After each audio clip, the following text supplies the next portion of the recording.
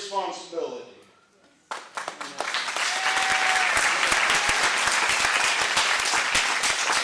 The lady over here mentioned air cooling. I've looked at the PUD. I invite any members of you to find the two words air and cooling in that PUD next to each other. It ain't there. What's that tell you? Evaporative cooling. I'll tell you what is in the PUD. You have cooling towers. That's not a good thing. This is not compatible for Coweta. It's just not.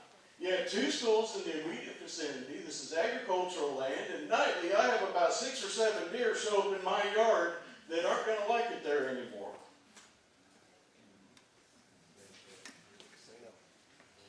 What's more?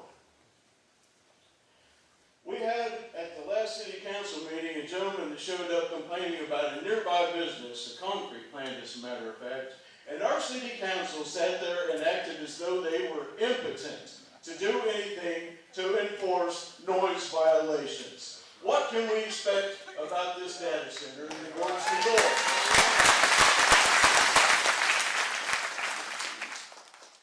This is all a bunch of nonsensical smoke and mirrors. The property located, the young lady over here said the gas won't be used, but there's a gas line going through it just for that purpose. You have the Behind the Meter Act, which gives data centers the options to produce their own electric. And that blows out of the water any kind of franchise fees that Coweta plans on getting.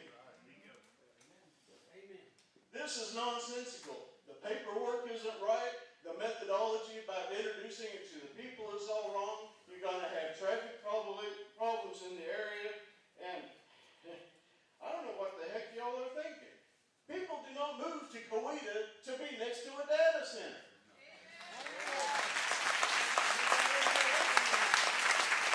We sincerely want you to go away and let our town return to a sense of normalcy.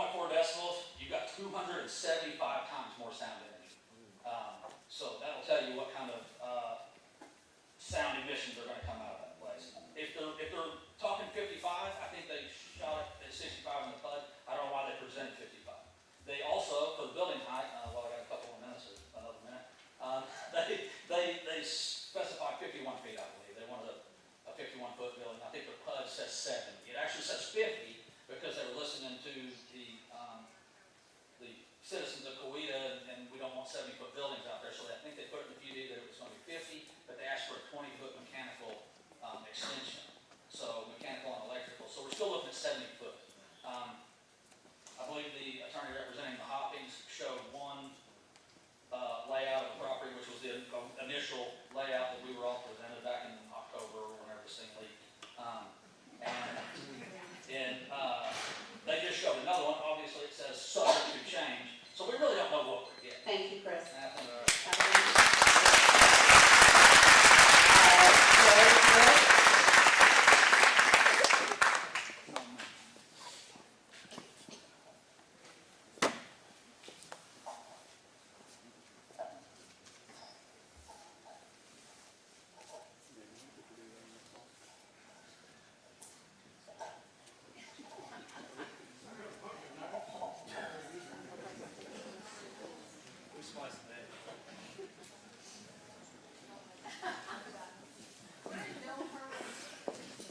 Good evening. My name is Joe Zook.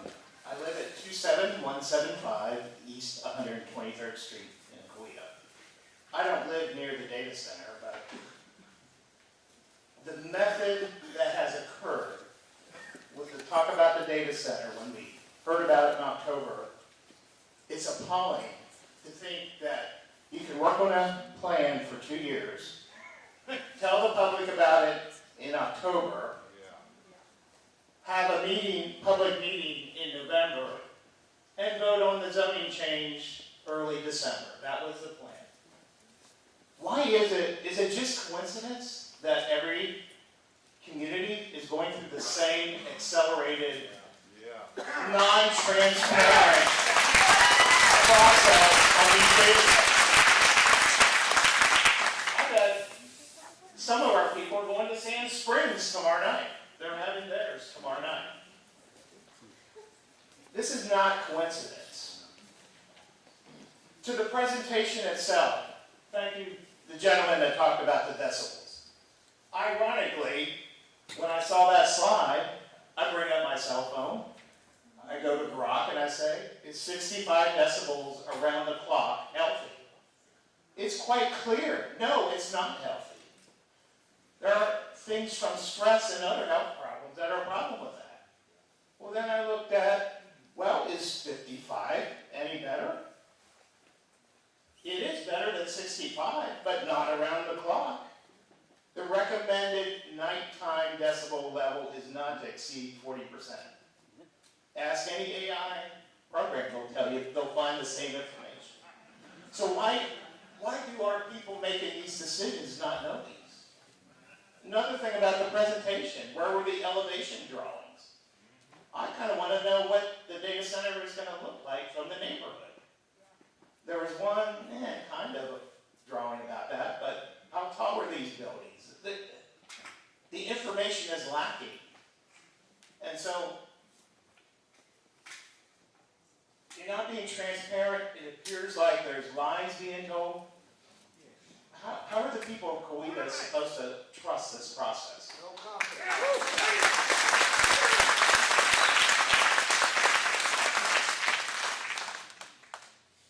Make sure I hit all my points. Oh, water. All the talk was about Coweta water. I heard the water was coming from Rural Water 5. Is that the same thing? No.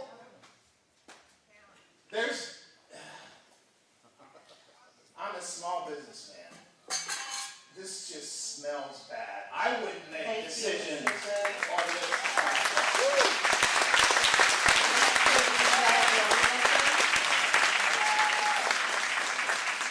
And following Mr. Longnecker will be Julianne Davis and Braden Rowland.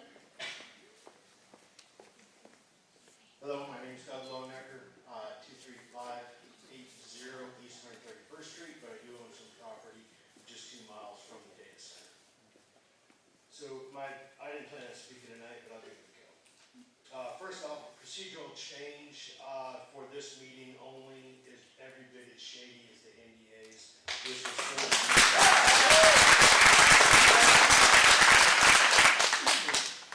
My next question is, are you guys willing to pay everybody in that neighborhood the $50,000 to $70,000 that you're going to smoke off the value of their houses?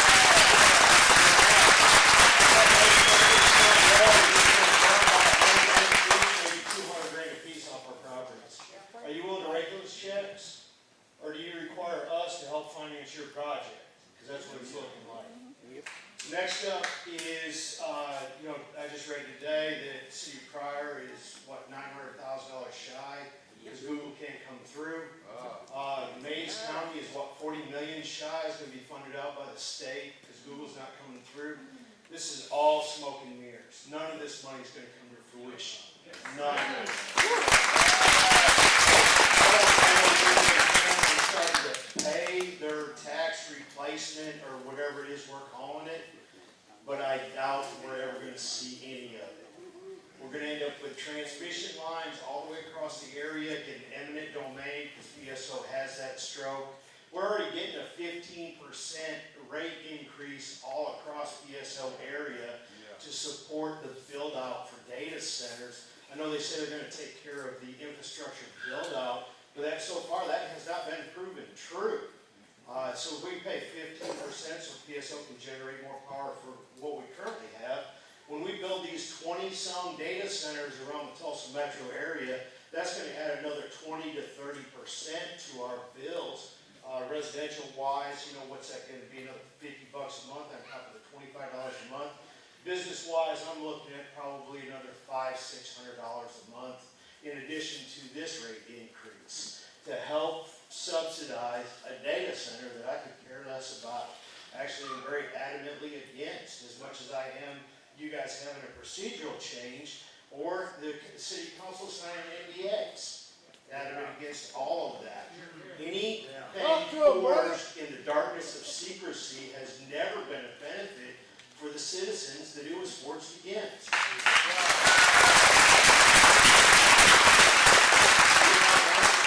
Tonight, that's really all I have. Thank you. Julianne Davis. Good evening. Thank you. My name is Julianne Davis. I live at 40067 East 231st Street in Porter. We have a freshman in Coweta schools and support Coweta schools, athletics, and Coweta businesses with our money on the daily. I don't envy you this evening. I pray for your discernment because the devil is in the details of this project. Yeah. This evening, Bill reps quickly listed off what this project is not. Is that a list for forever or until they get a signature on the dotted line? Bill has met with residents to seek input. The general consensus of residents is that Bill has been non-committal and less than transparent. Do you feel Beal has been transparent with you? Beal has apparently been meeting with more residents trying to buy additional land and mineral rights, so apparently the scope of this project may grow. Beal also claims to encourage local jobs. Hey, we all do. If Beal does prioritize local hiring, why not demand to see a percentage breakdown from their other projects showing local versus non-local labor? The devil is in the details. Beal claims water usage estimate, but is that contractual? What water reliability guarantee are there for county residents on rural water 5 when the city is making the decision? Again, the devil is in the details. Why are tax incentives needed at all when these projects are rampant in the state of Oklahoma? I would think competitive bids should be sought and nothing should be given away. Is full build-out and a timeline for full build-out contractually defined to determine when revenue will start coming in? The devil is in the details. Did you negotiate an ironclad continuous road use agreement with all upkeep costs to be borne by Beal? The money Beal claims will be for schools may likely reduce the state funding by a complicated formula that will make the money a zero-sum game. Is the closed-loop system guaranteed for the life of the project? Did the city contractually limit water consumption for the life of the project? If not, Beal's estimates mean nothing as they can change on a whim. The devil is in the details. Did they put in writing their emergency response plan and dedicate a budget for it? is the city on the hook for emergency response costs. Lastly, Commissioners, a recommendation for approval by a staff does not necessitate an approval by right. You have the right to vote this down. Thank you.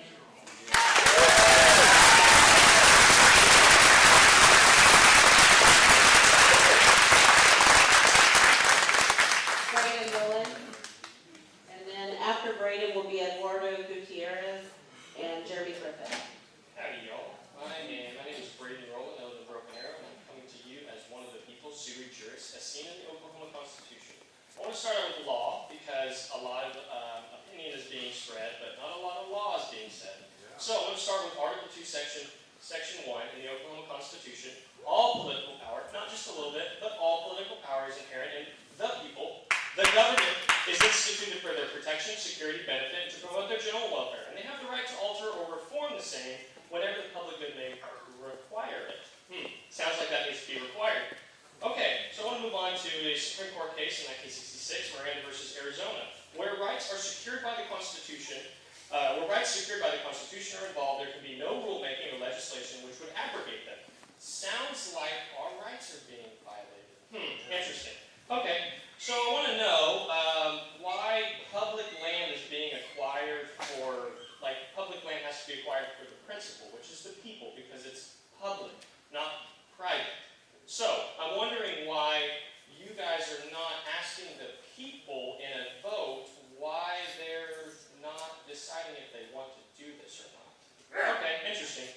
I want to quote some maxims which are settled judicial proceedings. Okay, private contracts cannot derogate from the public law or right. Private contracts. Okay, interesting. Equal knowledge on both sides makes contracting parties equal. Does this sound equal, people? No. Oh, that stinks. Yeah. So I want to know, and I'm curious as to if there's any counsel that is being given to the Planning Commission regarding how the Planning Commission can't confer rights that are secured in the Constitution for people, like privacy, benefits, and why those things are being conferred to an entity created by the statutes. So if we have all rights, you guys don't have any authority to confer them to a private entity. That's called maladministration. That's a removable offense. Interesting. So I also want to know, I have a final question. So these transmission lines that you guys will be proposing in the future, are you going to be using eminent domain? And what counsel has your attorney given you to determine if that is securing the people's rights of eminent domain? Seconds. That means they don't know, which means they're not going to defend your rights. So why is this? Why are we paying a city attorney who's going to stand on inferior law to protect the people's right to their own rights that are granted to them in the Constitution? The definition of an instrument, which is a document, secures rights. Our constitutions secure our rights, and no rulemaking, as we've seen, can abrogate. Thank you, Thank Mr. you. Rowland.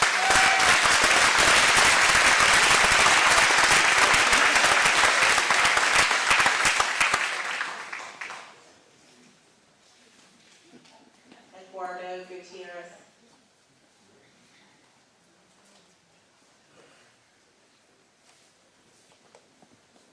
Hello, my name is Eduardo Gutierrez. Address is 14716 East Pine. I am with the Ironworkers, Local 584, and I do ask that y'all have grace. I'm probably not going to be very liked up here, and that's fine. But I do want to thank all of you who have concerns and just don't feel comfortable about it all, because, quite honestly, that's how work gets done. We talk about the BS, we iron out the details. But right now, I'm going to talk to you about what we have done with data centers, Ironworkers, labor-wise. So we are finishing a phase in Pryor at the data center out there. This project started in '06. So obviously, it's been a big old project. That's 20 years ago when it started. Plenty of apprentices, plenty of journeymen have gone to that job. Some of them have started and finished their apprenticeship there. Let's see. So one of the things that I was looking up earlier in the last couple of weeks, because I do have members that live in Pryor and members that live in Claremont. Obviously, they are for or against it. It's like I said, right now I'm going to talk about what we've done. So I just want you to put yourself in the place of the apprentices, but also the people who live in Pryor that live there and have lived through this 20 years.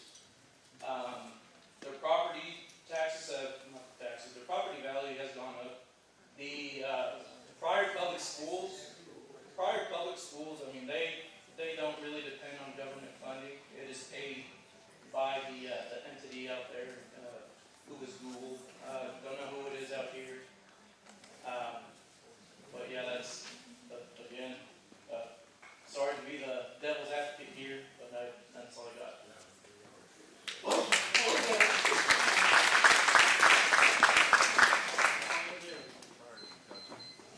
Jeremy Griffin.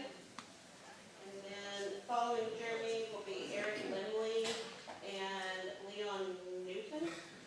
Hello, my name is Jeremy Griffin. I'm from 3866 South 98 East. That is a Tulsa address, so feel free to boo me as well. I'm coming here to tell you that I recently fought to get a data center into my city. Because I know that it is a benefit, that I know that Pryor Schools is making billions and billions of dollars. I've worked in and around these things. I have been all over data centers. I have worked in several data center projects. It has been a great boon to Pryor. It will be a great boon to Coweta if Coweta will allow. It will be a great boon to Sand Springs, to Claremont. So I'm up here representing a lot of my membership. I'm up here representing a lot of my membership that is in a lot of these towns, and they want to see this work come. They know that the light pollution problem that is talked about isn't a big deal in Pryor. I drive through Pryor all the time. My place of business is right next to it. Right next to the data center. Very little light. I am astronomer, and I will go out and I will set up myself in Pryor, and I will look at Saturn. You will look at Saturn. And all of you need to ask your data centers what conversational decibels are. Your data centers will tell you that you can all access them. That it's 60 decibels for human conversation, and most of us are having to be louder than that to have this conversation in here. I work around decibels all the time in the electrical industry. I encourage you guys to really look into the details, listen to what these folks are saying. They are trying to bring something great to your town. And I encourage all of you to consider that, to look past the things that people are uncertain about, and listen to the truth. Thank you much for your time. Thank you. Eric Lindley.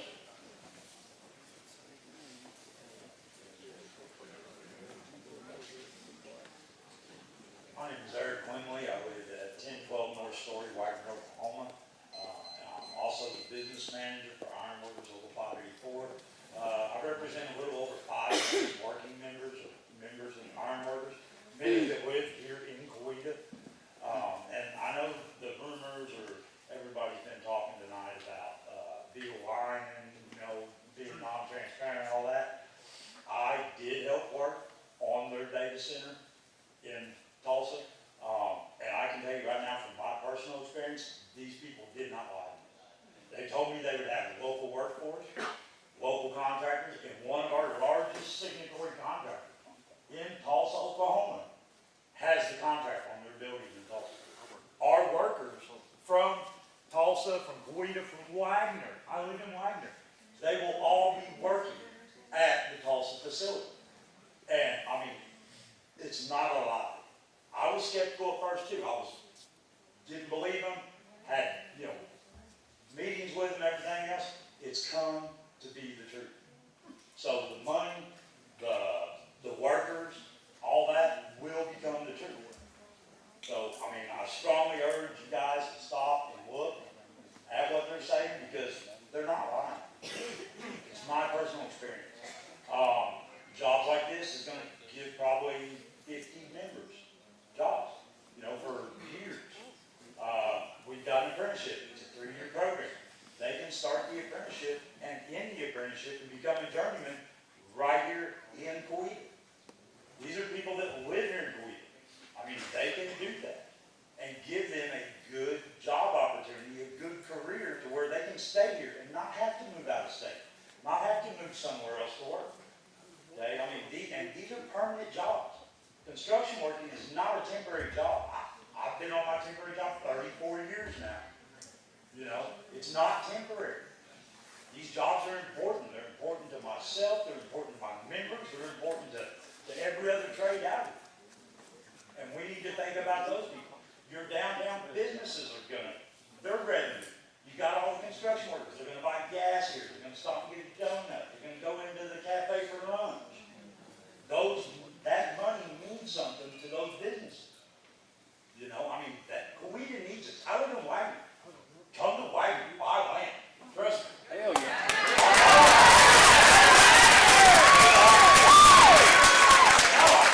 It doesn't bother me. It doesn't bother me. The data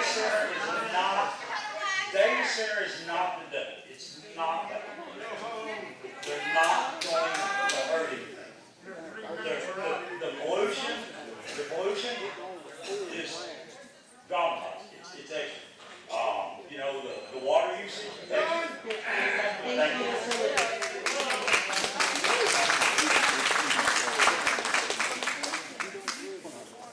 Next is Leon Newton. After that will be Stephen Walker. And Famous Tankersley. Hi, my name is Leon Newton. I live in Sand Springs at 413 Washington Avenue. I'm part of the IBW 584 local. I'm an electrical worker. I've been working with data centers for the past 2 years, and I've seen also 200 other members from my union also working there and maintain a job for at least the 2 years I've been there, plus I've also heard stories of the past 20 years. We also have 30 members here in Coweta that will be greatly affected. They'll be able to work in their backyard rather than spending their lunch money and their grocery shopping money in other cities, in fact other states even, people will travel to just to get good work and maintain their family. It's really nice to know that there's a possibility for us to be here in Oklahoma and actually grow our, trade here in Oklahoma rather than having to go to another state where they're allowing it. Because a lot of families don't make it whenever the father or the mother is out of the house and having to travel. So it really does affect a lot of those families locally because they get to work locally, they get to go home every night. The main thing as well is with all this extra work, it brings in more people from out of state to have to work here, which also raises our pay rates. I know a lot of other people aren't worried about how much I make. However, the more I make, the more I can spend, and that means the better the life my family has, and also the small mom and pop shops families get to keep. A big thing I've heard is a lot of people, worrying about the waste. A lot of these facilities recycle because they get money back for the pure recycling that they do. A lot of the metals and rare earth materials, they do recycle and they make that money back, and that helps them. Technology does become outdated, however, the buildings do not. So they try to redo the buildings quite consistently. That's why you'll see this is a 4-year build project. Yes, that's true, they're building the buildings, but then they're gonna maintain a few hundred workers at least on the construction side and maintenance side just to bring in new technology. I also hear a lot of people worrying about the sound rating. These types of centers don't put off gunshot noises. There aren't loud horns honking. There isn't sirens going off. It's a white noise. All that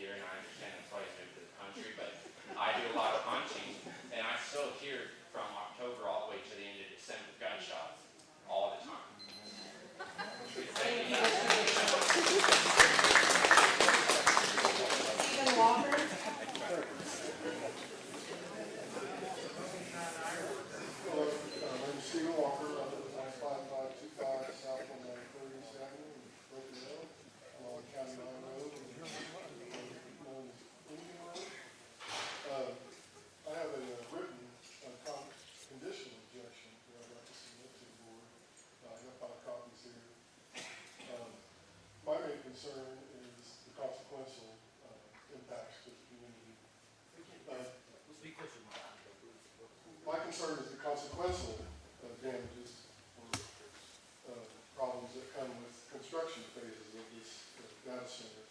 And basically the tens of thousands of trucks that will be funneled in through County Line Road from the Creek Turnpike down Indian Road, which is 161st to the data center. We've already have a problem on that road. There's some massive amounts of mine trucking that is allowed to enter and leave that area of our community, and it's already a nuisance. And adding any additional trucks to that area will be dangerous to the community. And that's all I want to say. Everything else is great. Thank you.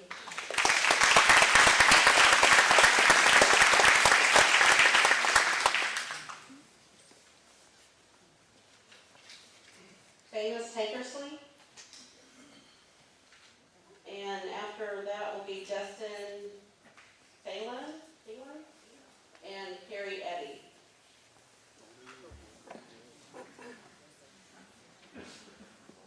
Unfortunately famous, I believe. Okay. I'm Dustin Phelan. Okay. I'm Dustin Phelan, I'm the businessman driver, local 584. Where do you live? 584 South Tulsa. I also live at 806 East 483 Street, Salina, Oklahoma. Right next to Pryor, the back data center.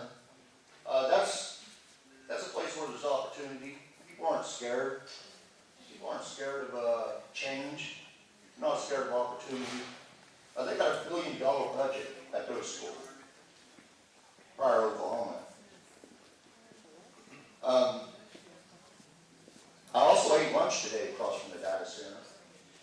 Yeah, I put in no earplugs or nothing. I also got an office in Pryor. It's down the street with 30 other vendors that was brought in to help the data center. Listen, guys.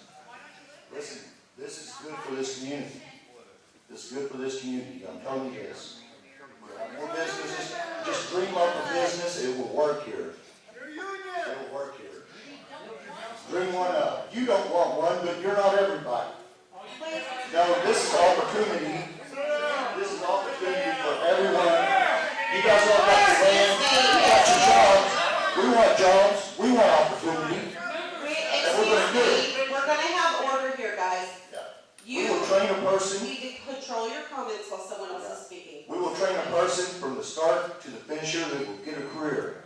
They'll make $180,000 a year. They'll start out at 80. Not everybody has this. And I haven't heard anybody tell me yet, so. Well, I actually forgot to set time on that one.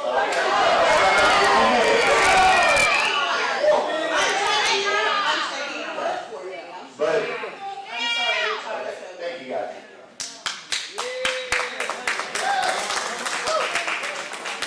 Harry Eddy.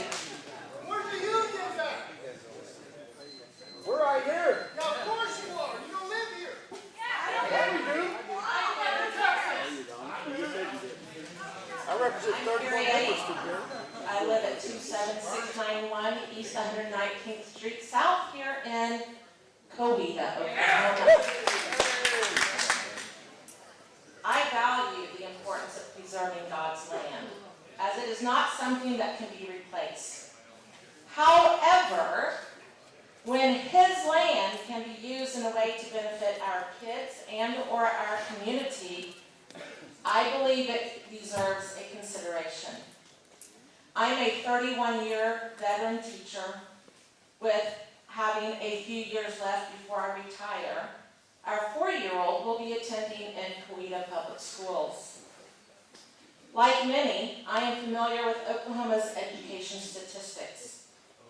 This data center would provide millions of dollars in long-term, stable funding to Coweta Public Schools. My understanding, without raising local taxes, supporting teachers, programs, and facilities for years to come. In addition to education funding, this project would bring job opportunities, as has already been discussed, infrastructure improvements, and economic growth to Coweta while maintaining a relatively low day-to-day impact on the community. If the state is not prioritizing our children, and we have the opportunity to take meaningful action at the city level, I believe this project should be strongly considered. We had a lot of houses, 600 houses built behind our house, and we didn't have much of a say in that, but it has increased our property value. I do feel for the people who live in this area, but sometimes change is difficult, but sometimes change in turn ends up being positive. I appreciate your time and your thoughtful consideration. Thank you.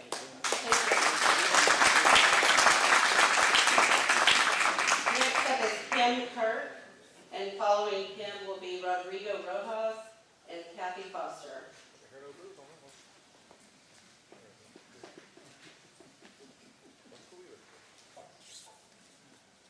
My name is Kim Kirk. I live at 28161 East 137th Street, South in Coweta. And I just want to say that I find it very disrespectful that you will not let us yield our time to someone who is prepared to speak and did their research. Thank you. Rodrigo Rojas.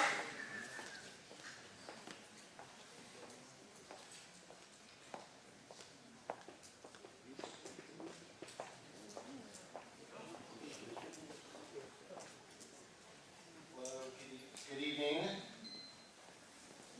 My name is Rodrigo Rojas, 212 East 6th Street in Tulsa. I work for PSO. It's good to see you all this evening. I just want to thank you for the opportunity to share information about how PSO is serving the proposed data center on this site and the steps we're taking to ensure reliable, affordable electric service for Coweta residents. PSO understands that customers want clear answers about how large developments might affect their electric bills and the reliability of their service. To address these concerns directly, PSO is committed to making sure existing customers do not foot the bill for a proposed data center. Any infrastructure built specifically to connect a large customer to the grid is funded by that customer, not by a broader customer base. Broader system improvements that benefit all customers are shared appropriately across our system. And so historically, what we've seen when we add large customers, that actually helps spread the fixed cost across our broader base, supporting affordability for everyone and putting a downward pressure on rates. PSO also maintains a well-balanced mix of generation sources and sufficient capacity in our transmission and distribution systems. When new large customers are evaluating new projects, PSO develops solutions that strengthen the grid in ways that support current and future reliability for every customer. PSO has an obligation to serve customers within its service area, and it's our job to ensure growth occurs at a pace that protects system reliability. So one example of us doing this is proposing new terms and conditions for large load customers, including data centers, to ensure they pay their full and fair share of connecting to and using the electric grid. These provisions include minimum bill requirements, upfront collateral, and early exit fees to ensure revenue stability. There has also been considerable public discussion, even today, about PSO's current base rate case before the Corporation Commission. And it's important to clarify that this case is not about paying for data centers or other future large load projects. The filing reflects historical expenses since 2023, investments that have already been in service and been maintained to improve the electric system for all the customers in the PSO grid. The Corporation Commission will review all actual past spending and not any future projected costs. Examples of these past investments include upgrades to the distribution system, enhancements to our substations, modernization of our equipment, weather hardening measures, and improvements that reduce outages and shorten restoration fees. Thank you, Mr. Rojas. Kathy Foster.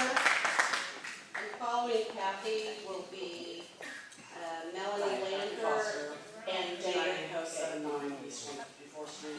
Coweta, and I didn't have anything prepared because I was going to yield my time also.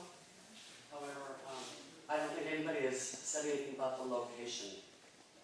This location is not a great area because there's too many people that live close by. I actually own 2 homes on that street that I live on. What am I gonna lose, $100,000?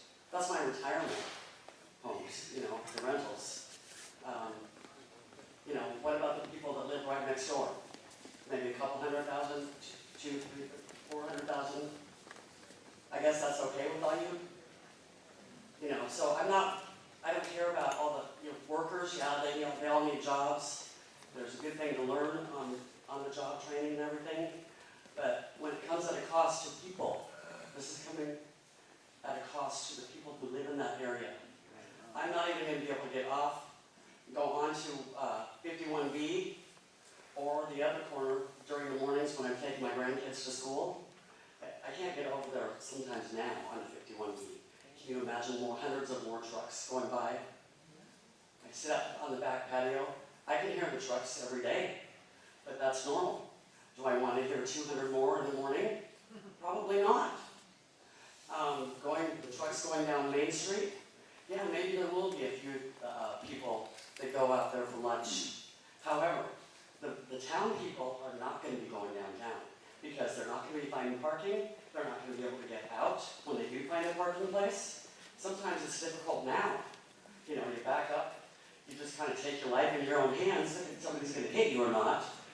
So, that's all I have to say. Thank you.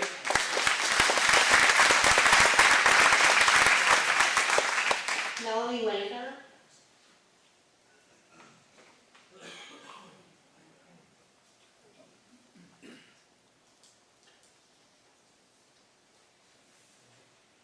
Is Melanie Lander here? She doesn't appear to be here. David Hogate. And following David will be Kathy Hogate and Gloria Blankenship. My name is David Hogate, I live at 13650 South 287 Coweta. Been there for over 40 years. I'm sorry that I've just now started to find out how our city's working. I wanted to give my time to somebody else that speaks a little better than I do. But since I can't do that, I'll let somebody else talk. Thank you, Mr. Hogate. Kathy Hogate is here.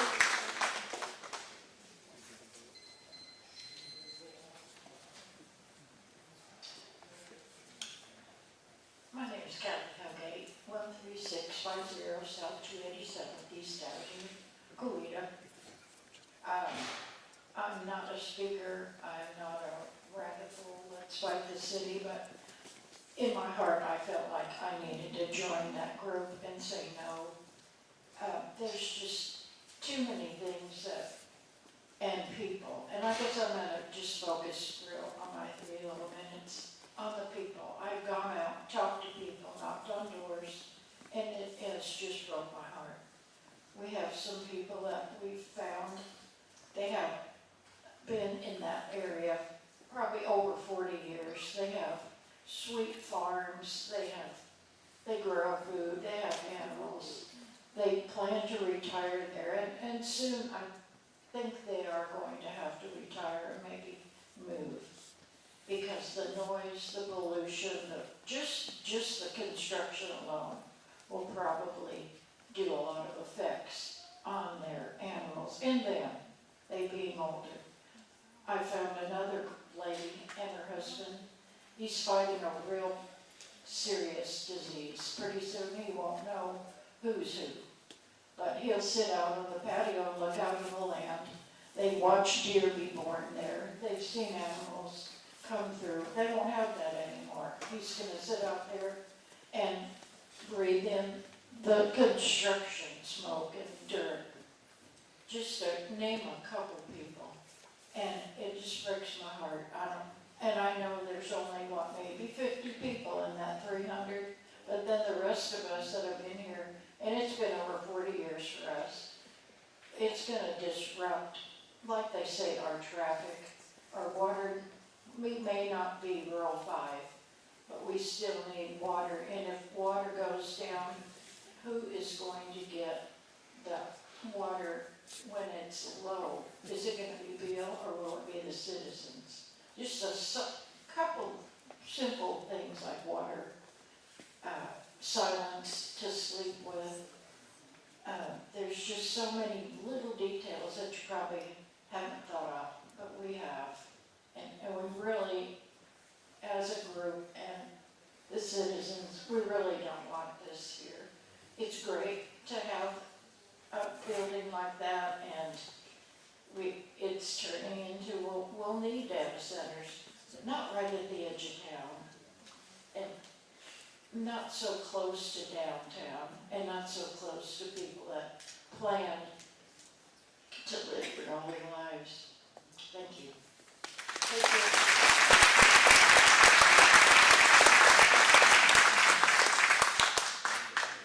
Gloria Blankenship? Hello. Hey, I wanted to let you know my husband and I have lived in Coweta. I'm at 15542 South 273rd East Avenue, which would, I heard someone say, as the crow flies, a mile and a half. Sounds like a good rural comment to me.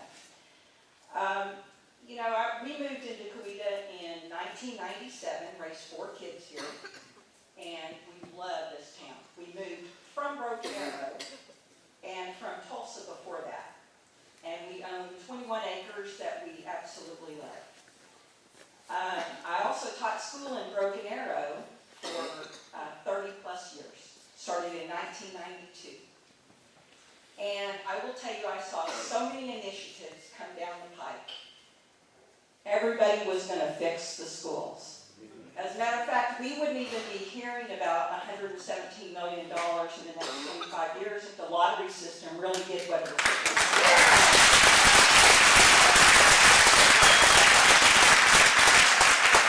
So what I have found is that all of these initiatives that have come from federal, state, local, our own principals, all have the same thing in common.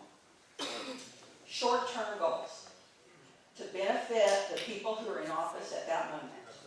So that they can make big promises that cannot continue. There's something that I taught in economics called the invisible hand. We don't know what all is going to happen in the future. We can make projections. But I do have a couple of questions that I'm hoping somebody can answer. I don't even need to look anymore because I think I've memorized. I'd like to know with a TID and with a pilot, what is the actual amount of money that would have come in if businesses paid the actual property taxes that they should have been paying instead of paying out these few $1 million over a period of time? I think what you're going to find is if we did not offer these exemptions, we would be drawing in a lot more money. The other situation is we are taking money from Wagner County and then getting the pilot for the city. That is public schools all over Wagner County who will not benefit from this data center. And that's very distressing to me. I taught a lot of kids over the years, over 3,500 kids. And I can tell you that every district is different. All the initiatives that I heard from, the final year that I taught, I had 165 kids in 2022 with 38 kids in 2 different classes. So if you think that this project is going to fix the public schools, it is not. And if you think it's going to fix class sizes, it is not. Thank you. Thank you.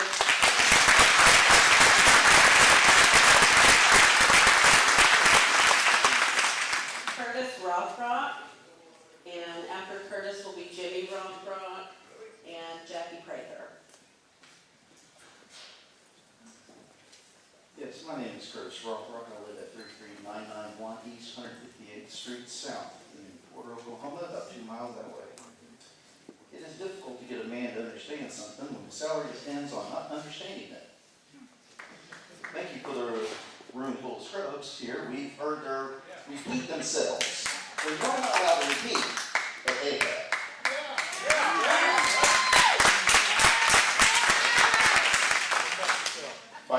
incentive. I find this process arbitrary and contrite. This is an Open Meetings Act governed by Robert's Rules of Order, according to state statute. And in violation of that, which doesn't add any more time to the length of this meeting, we can't give our time away to someone who, instead of venting our emotions and frustrations, could educate you. So what we see now is in this process that the proposal is someone we don't know. Our agent has got an NDA, which is a complete violation of the principle of representing the interests of the people, and therefore disqualifies an office.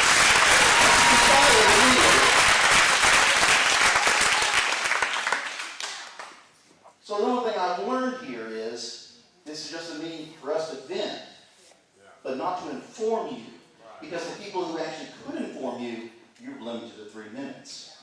You've told us you've taken your own mask off. You're no different from them, and you're no different from her, in my opinion, and you're in violation of the actual statute. I can't believe I have to inform an attorney what the Robert's Rules of Order are. I mean, seriously. It's disgusting. I'm disgusted.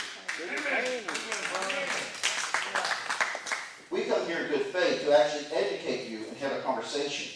And what we get instead is roadblocks. I didn't even see a vote, a second, for the motion to change the procedure rules. That's in violation.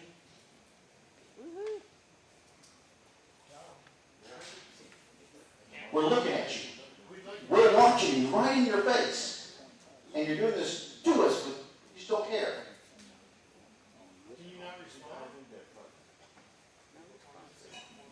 It's disgusting.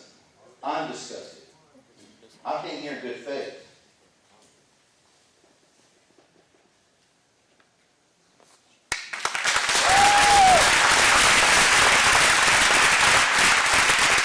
My name is Jimmy Rothrock, and I live at 17098 South 350 East Avenue.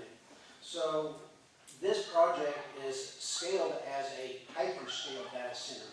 And things I have learned about a hyperscale data center is it is designed for rapid scalability.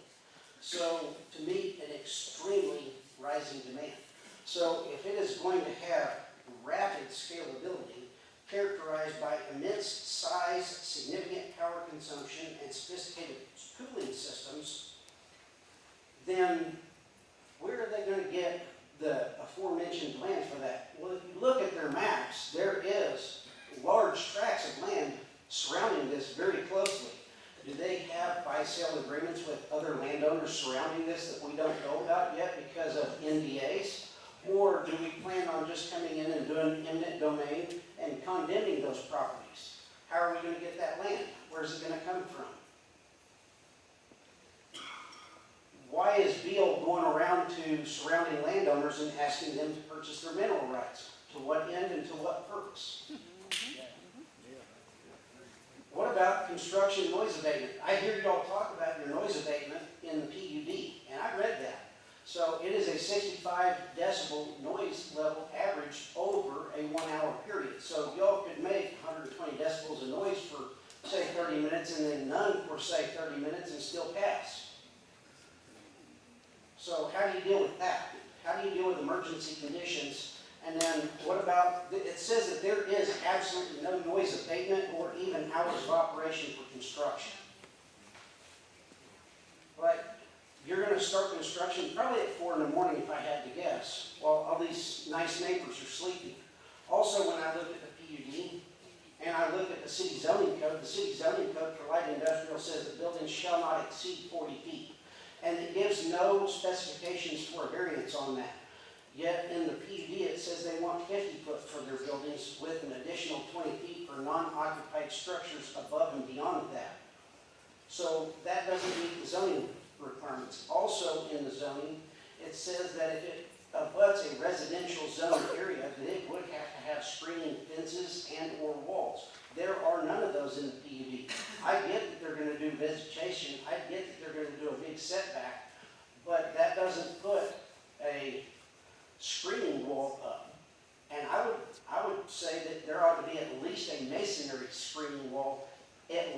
every bit of 10 foot, if not in excess of that, with razor wire on it.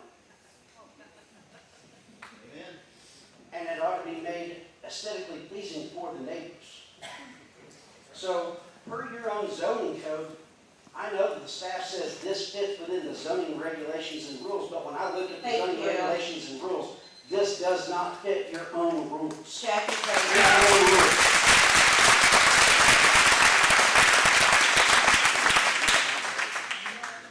Jackie Prather, 16406 State Highway 72, Coweta. Everybody's concerned about water, and rightfully so. Originally, Project Atlas was going to be evaporative cooling at 5.4 million gallons per day during peak demand.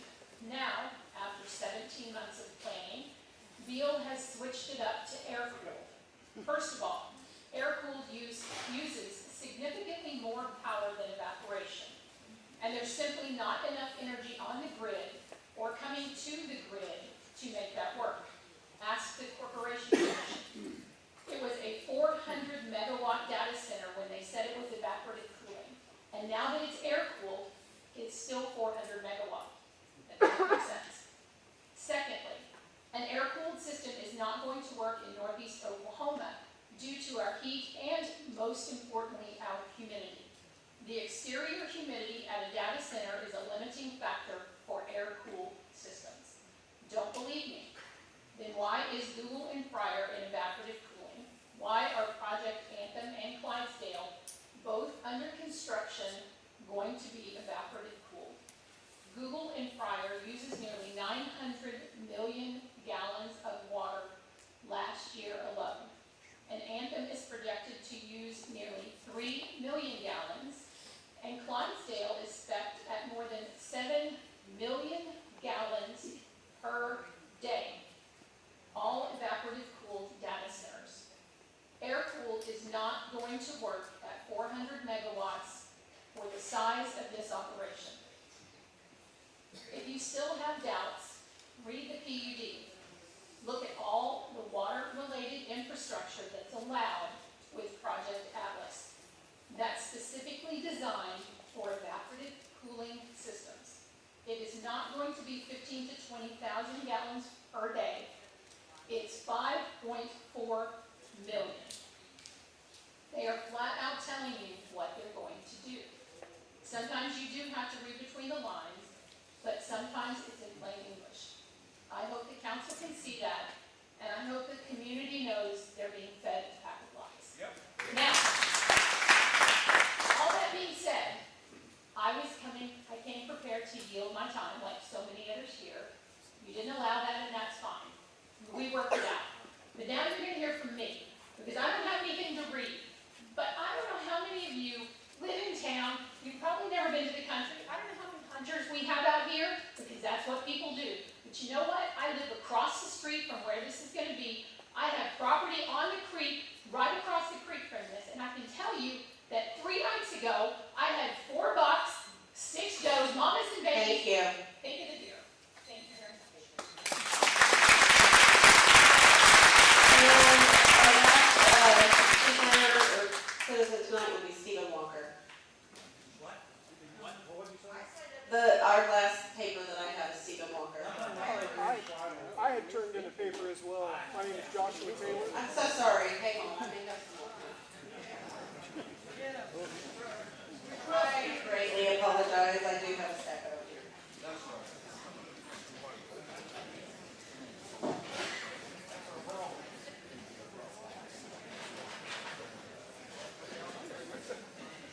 Okay. Stephen Walker is next. Alan Fraser has already spoken. Lisa Fennell has already spoken. Joe Barnett will be after him, and Joshua Allen Taylor. I have a few more. I had a stack here that I forgot about. I apologize.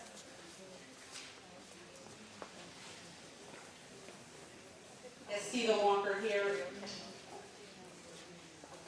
Okay, we'll move on to Joe Barnett.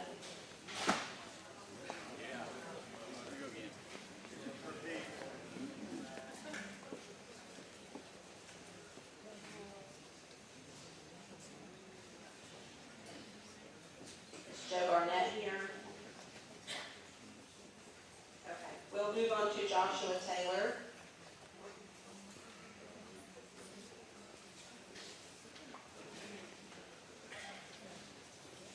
And after Joshua will be Reed Scopus, and LaDonna Cowles. Glory to Jesus Christ. My name is Joshua Taylor. I live in Coweta, 31872 East 176th Street South. Coweta is where my tribe, the Muskogee Creek Nation, first legalized and opened themselves to Western education and Christianity from missionaries who died for their cause. It was a Pandora's box of self-empowerment that also came with hope. We're facing a similar situation in reverse right now.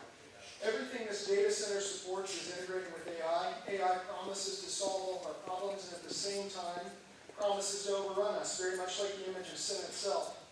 AI will watch and know your every move. It will know all the desires of your heart, including the bad ones, and will not know not to give them to you. It will thrive on your weaknesses towards lust, greed, anger, see Twitter, self-indulgence, pride, envy, see targeted ads. Covetousness is how advertising works, and even sloth, as we amuse ourselves to death to keep your attention and engagement so you can be led by those things wherever its programmers and those passions want to take you. How can a people obsessed with money and lust live at peace with themselves, let alone in families or with other nations? As we increasingly become a modern secular state where materialism, technology, and money decide everything, there is no God factor for us. And if we use this concept, we use it metaphorically, subsuming the voice of the people or our own will as the will of God. AI promises infinite knowledge, infinite wisdom, medical healing, miraculous breakthroughs, ultimate unity, and transhumanism, a materialist form of eternal life. AI has become a godlike entity for machine worshippers to aggregate data as a way of defining the future events and implementing peace through addiction to unrestrained desires rather than the peace of Christ, which only comes from living in repentance. It's a material inversion replacement for Christ. The word prayer just means ask, and we'll be asking at everything. The National Project Stargate, ironically, Babylon mandated the gods. And these localized projects like Atlas are offering Faustian deals to build what will be our own chains, to say nothing of tracking transactions, conversations, and manipulating society and politics. We shouldn't profit from what amounts to a gilded cage. To gain more of what the world has at the cost of our own soul. AI will happen anyway, but we don't have to take the 30 pieces of silver and help build the body of mankind's artificial savior. Money is not a virtue. Jesus especially highlighted attachment to money as a source of defilement. Christ didn't describe money like as a branch of pseudophysics, but as something we should understand within the confines of morality and its effect on your soul. Where Christ identified the love of money as a root of all evil and called upon his followers to make war against that in our own hearts, our culture has both declared war on poverty by being against the assumption of greed in other people's hearts, and pitted the opposition against the other side rather than living lives of self-denial. It's a trap that more money will never solve. America's life has come to revolve around. Thank you. Thank you very much.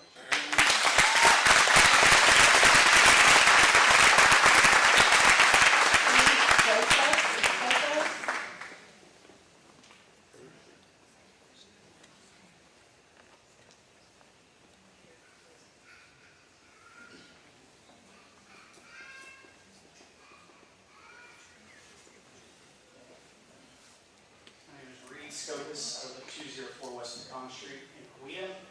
I also have a piece of property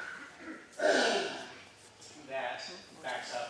There's the little red dot that deals perhaps. I bought it in June with the intention of having my kids play out there. Unfortunately, Deal now backs up to it and is now going to go in and do what they're going to do. That being said, as the property owner of that, I did not receive a official rezoning notice due to I assume the change of address or change of ownership. I do have an affidavit here to sign saying that I did not receive that. I would like for this to be kicked back and restarted, please. Secondly, I noticed that you can buy fringe. It sounds like we should have probably been paying some double time for the holiday. I saw a lot of people walk out that didn't seem to actually have vested interest in this, but I do. So I will go ahead and say a couple things here. I've noticed to somebody else as well, somebody that was better prepared than I am. So I'll just go ahead and say a couple things. I don't know much, but I do know finance. I know that all the numbers I saw up there are in lieu of property tax. And I know that it's all $50 million over 25 years. And I did not see the escalators. I did not see how we were going to account for inflation in any of that. And I know that that's a net number, and that net number is probably closer to 20 million. And if we take all that and we divide 50 million over 25 years, it's 2.5 million. If you inflate that at 3%, that is meaning your last payment's only worth $1.2 million. So you as the city are going to get absolutely hammered if there's not an escalation clause in this discussion. Okay? There's problems with tax revenue. This is already mentioned. We've lived through the lottery, and we got jack shit out of that. So excuse my terminology. Yeah, that's PSO can come through with the pretty words, and I'll speak to you on this one. 12% is not past investment. Past investment, nobody is going to go out and invest that much money without the guarantee of having the return. And so either you're lying to us, or there's some sort of an agreement in place. We're all still paying for the shit show that you guys gave us on the 2021 ice storm, where we were paying $50, $25 a shot. Okay, there's so much that goes into this on the financial side of it that it absolutely drives me insane. I think that you guys should really seriously consider it. If you would like any kind of input, I'd be happy to give it to you. Thank you.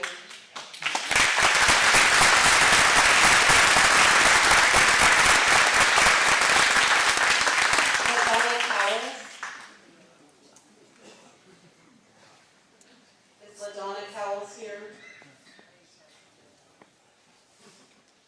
Megan Foster, is Megan Foster here?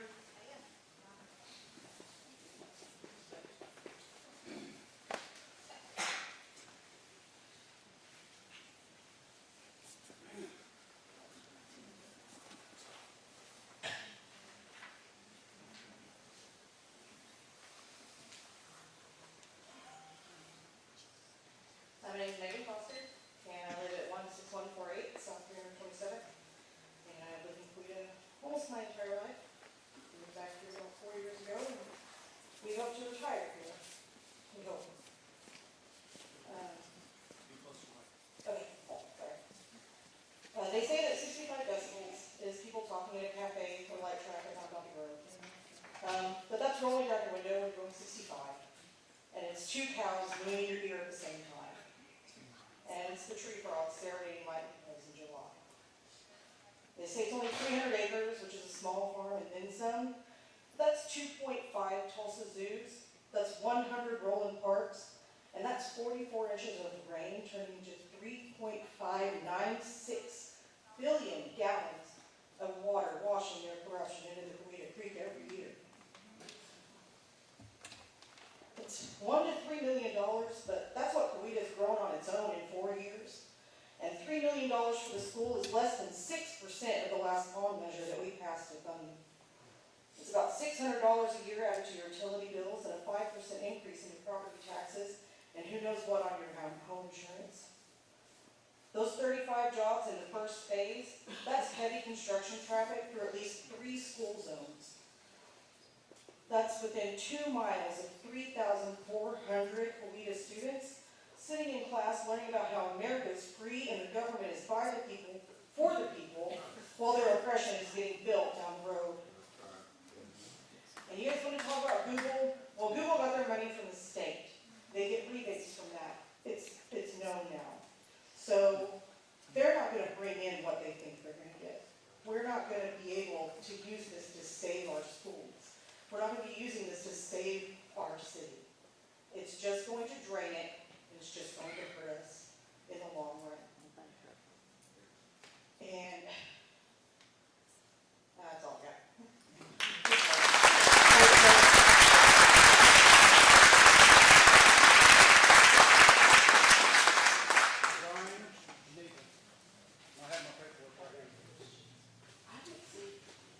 Let me flip through the stack again.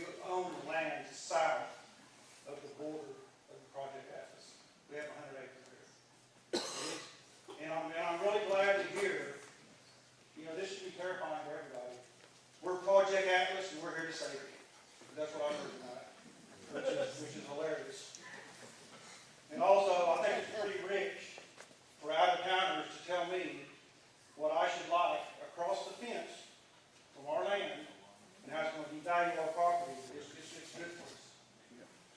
That is where I plan on building my retirement home, overlooking the river, along with my children and my grandchildren. And there's no way that can happen. They talk about building barriers. Does anybody, I've been over every inch of that land since I've been 2 years old. That's on top of the hill. My land is south of there. You can't build a barrier high enough to keep the noise and the light and the water. There's 3 major water drainages out of there. The city land that you guys sold them, I guess on the NDA that no one knows about. That's an awesome creek that runs through there, the spring fed. It runs directly into Coweta Creek. Coweta Creek is at the west boundary, and then there's another creek that starts right at the corner of our land, goes over on the city land, and runs directly into the river. Y'all know what rolls downhill, right? Yeah. It's on top, it's gonna roll downhill. And that's all there is to it. There's only 1 or 2 people that's gonna benefit from this. And it's not us. My family's been here forever.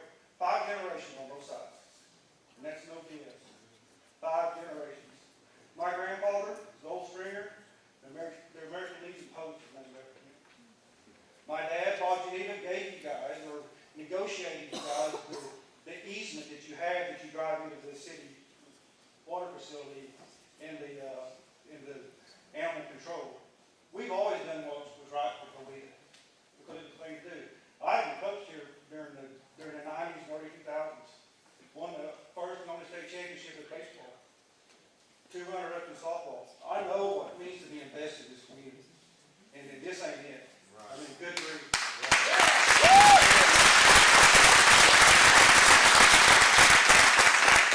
I'm not against the data center, but put it in the right place. This is right in the middle of neighborhoods, schools, and people's forever homes. You know all those beautiful homes on 51B as soon as you come around the curve? That just used to be Brashear's land. They had a nice house and then they sold it. I would be sick to my stomach. I couldn't imagine your lifetime investment, your retirement, going down the tubes. So, Thank you. thank you for that.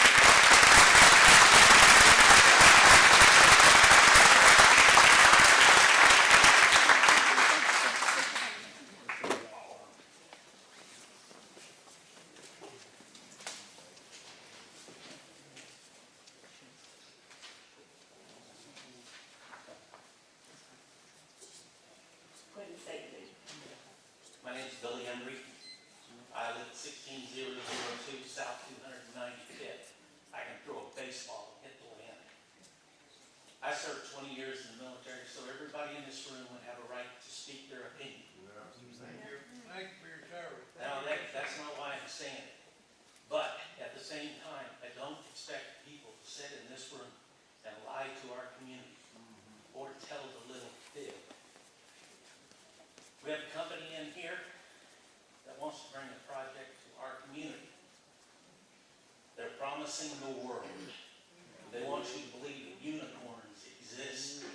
Right. Last October, they come in here with a dog and pony show that was beyond anybody's imagination. They told us that they were going to build this and it was great for our community. And the city manager was sitting right there when she told me that they changed on how many buildings were going to be on this property. It went from 5 to 7 overnight.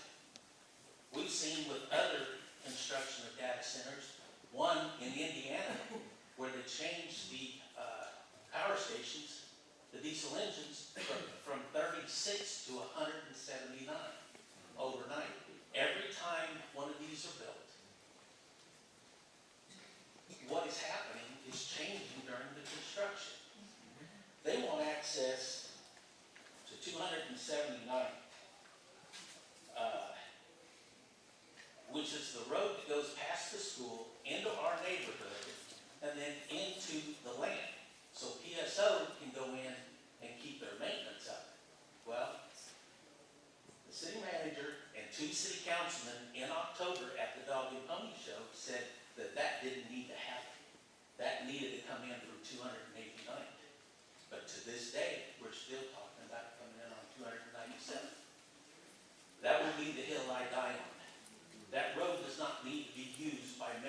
construction vehicles or PSOs, big vehicles. PSO comes in here and tries to feed us this line that everything's gonna be hunky and dory. Right. They've raised the rates on people 7 out of the last 10 years. Last January, another $12 increase, and now, guess what? They're back in front of the Corporation Commission and they want another $25 July 1st. And then we're told, sat there and told that we're not paying for this? The heck we're not. I don't know, all I can say is this, is I came here for an opportunity to raise my family and someday be able to retire. And not put up with all this BS that's being fed to us. Thank you, Mr.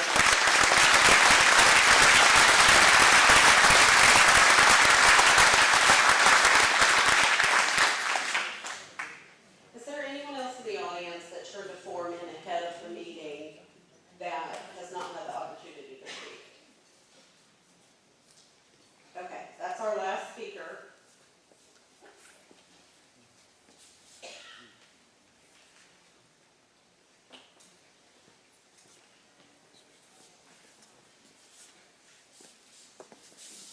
Okay, we'll go ahead and allow the applicant to have a 15-minute rebuttal and maybe answer some questions that you guys have.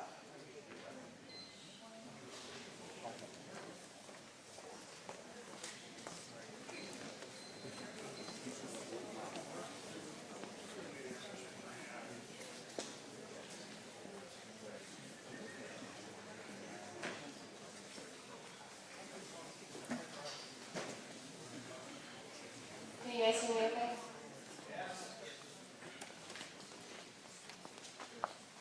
Thank you everyone for your feedback and comments. They are all genuinely good concerns and questions, and we respect them and want to address them as clearly and openly as we can. I know there's a lot of discrepancies mentioned. At the beginning in particular, gas generation, behind the meter generation, and battery storage. So this project has absolutely zero intent of having any on-site generation. Why is it next to a gas line that's 30 inches? That gas line has been there for a long time before we engaged on the project. Put it in writing. So that's my next part.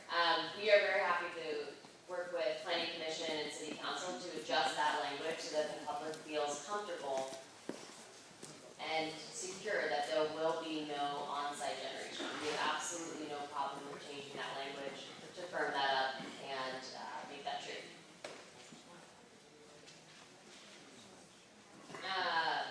As it relates to water, there's a number of questions of, hey, why are we receiving water from the rural water district, but talking about City of Coweta's infrastructure?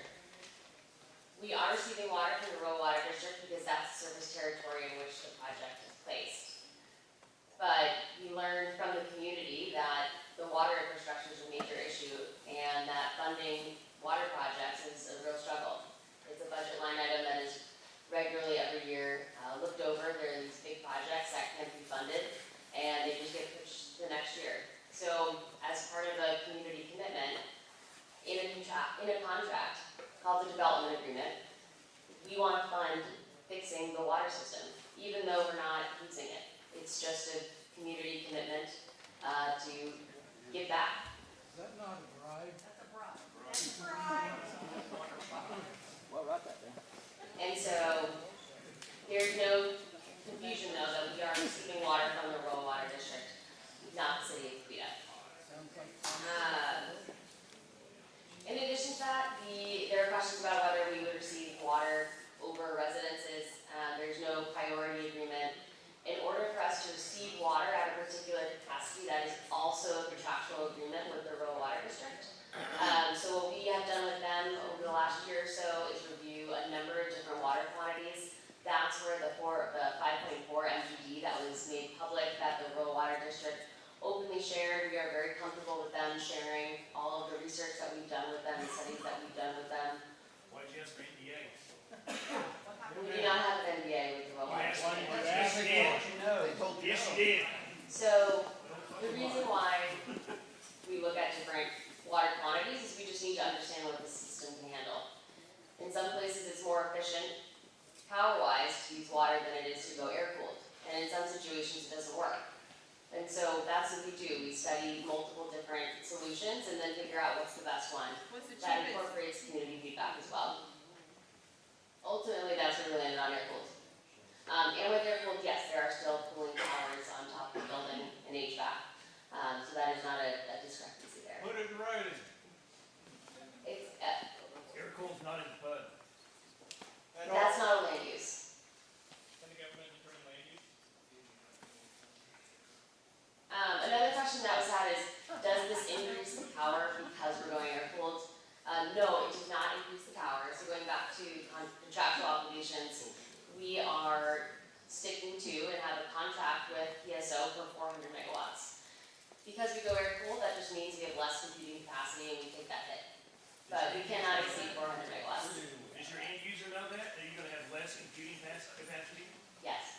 So who's the Yeah. end Data user? centers don't raise rates, like when President Trump just said, I'm gonna pass the rates on to these data centers. We are fully supportive of paying higher rates to support infrastructure and funding and paying our way. So we are not trying to negotiate anything special, whether that's for power or water. But I'd love to be able to finish this line of questioning before being interrupted again. As it relates to, let's see, road improvements, that is also something that will be contractually obligated for Beal to fund maintenance and new road improvements to the project. That will coincide with a traffic mitigation plan. So we'll need to widen roads, build turn lanes, and improve the traffic flow in the area to support construction and operations. Also, the question came up about escalation. Yes, we are going to escalate those numbers. So we didn't do it for this presentation, but there would be escalations in the pilot and the franchise fees. The question came up about the state aid funding formula. So with pilot, those funds are dollar for dollar kept by the school, so they're not impacted by the state aid funding formula.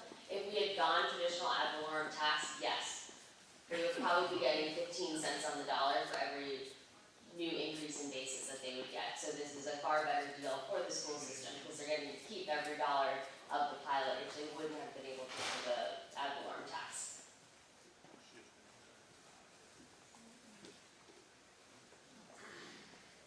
Sorry, we've got a lot of questions here and I'm running down the list.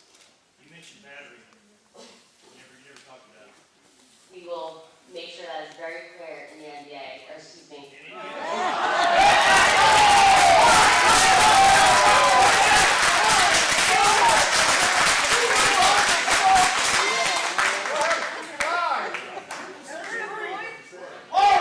We will make that very clear in the PUD. But yeah, as it is. It is clear. It says battery storage. It says a prohibited use. No, it's not. It says you can't have it. It's a necessary infrastructure. Read the PUD. Read the PUD. Excuse me, I'm gonna pause for just a second. Please allow her to get through with that presentation without interruption. She's lying. I'm here. As it relates to the NDA, the city has been released from the NDA. There's nobody under NDA in this room right now.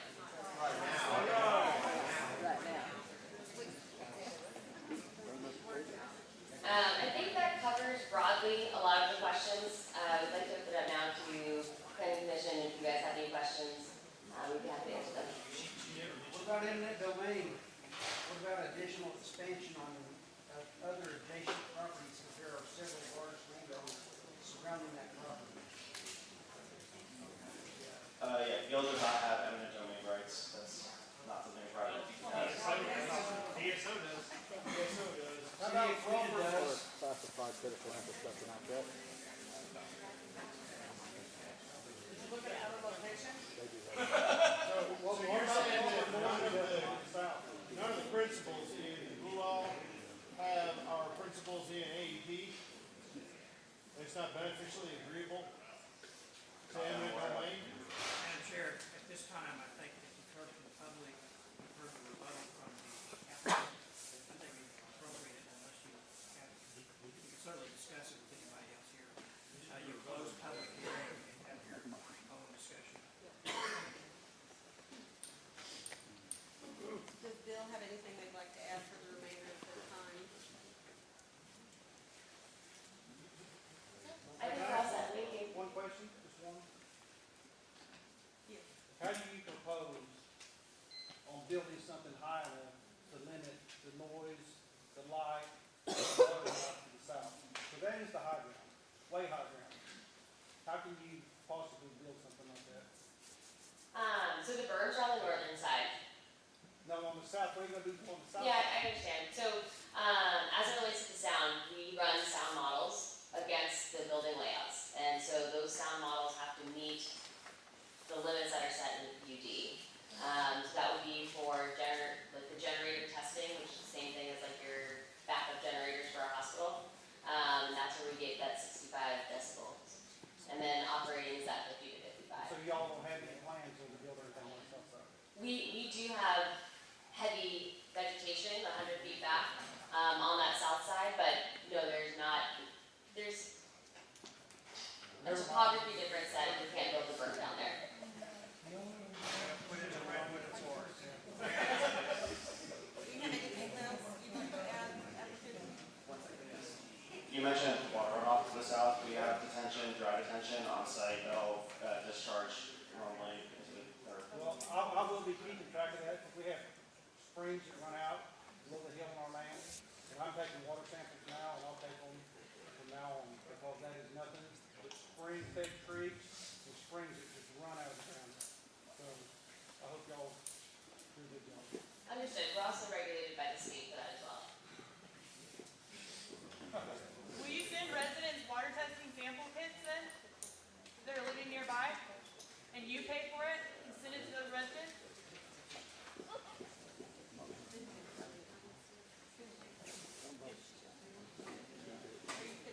Has a study been done on the effects of the extra water runoff? Okay, the applicant has yielded the remainder of their time, and at that, we will be closing the public hearing portion of the meeting. We're going to take a brief 10-minute break. Some people need to use the restroom, so we will be back here at 8:35. How can they yield if we can't?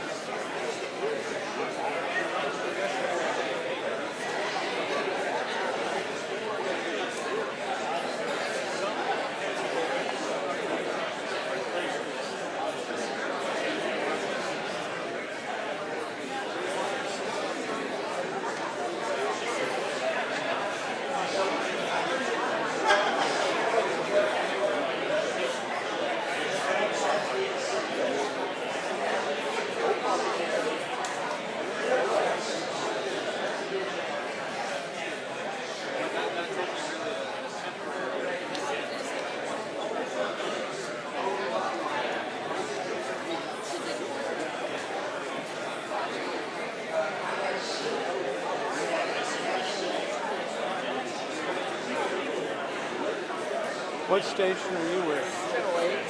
Now, my son-in-law used to produce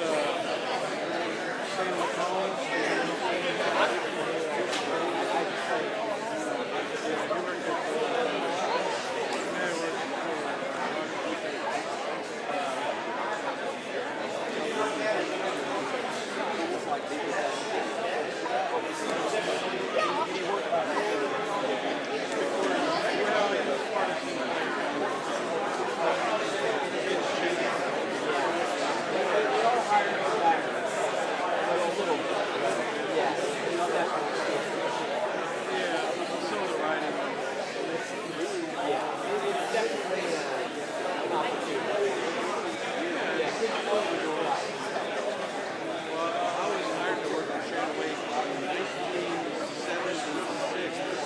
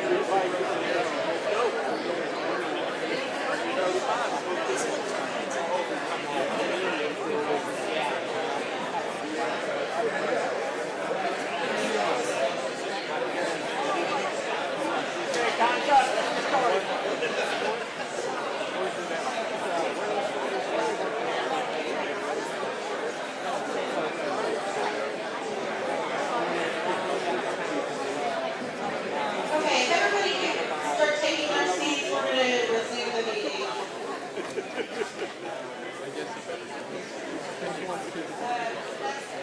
I'll walk in front of you.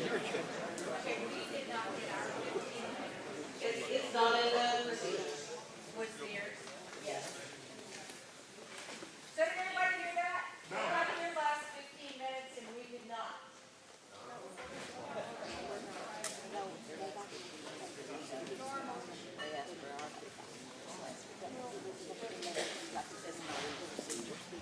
I have a few questions for the applicant. Do we have a minister to? Make it only a 4-1.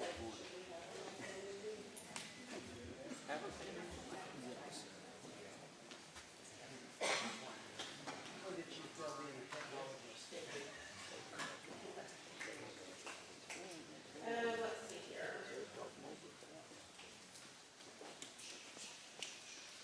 Do you have any elevation drawings, other than the one that was in there that showed kind of from the back porch of the Woodland U2 neighborhood?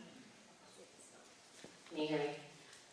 Yes, we do. If you give me a few minutes, I can probably pull them up, but they are also on our website.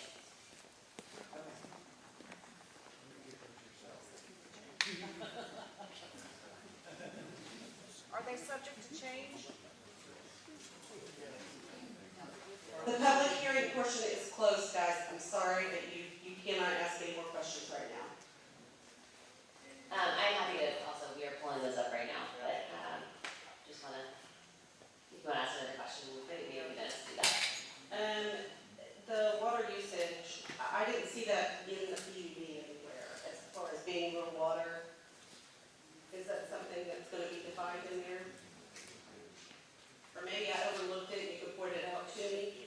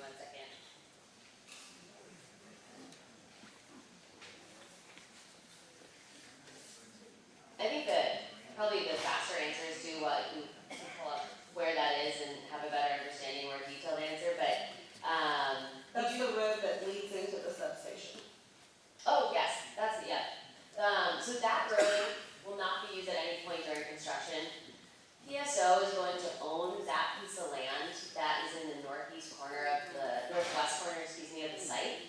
And so it will be completely cut, because it's public, and the data center campus is secure, and it's on the other side of that blue line stream and waterway. We will not be crossing it at any point. They will have their own separate access. That will probably just be a dirt road. It's an existing dirt road today, just a minor entrance so that their trucks can come and go to maintain the substations very periodically. Okay, so that, yeah, that's my next question. What is periodically? I have to speak to PSO how often they have to go to their substations. Monthly?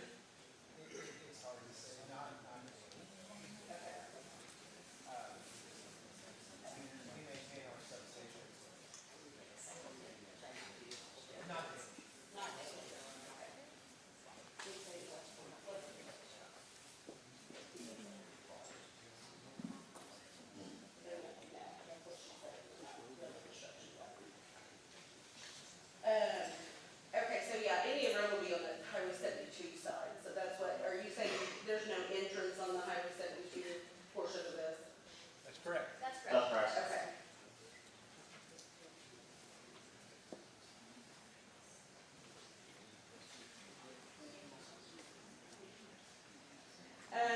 Can you explain what the difference in the TID and pilot program would be versus what property taxes would be?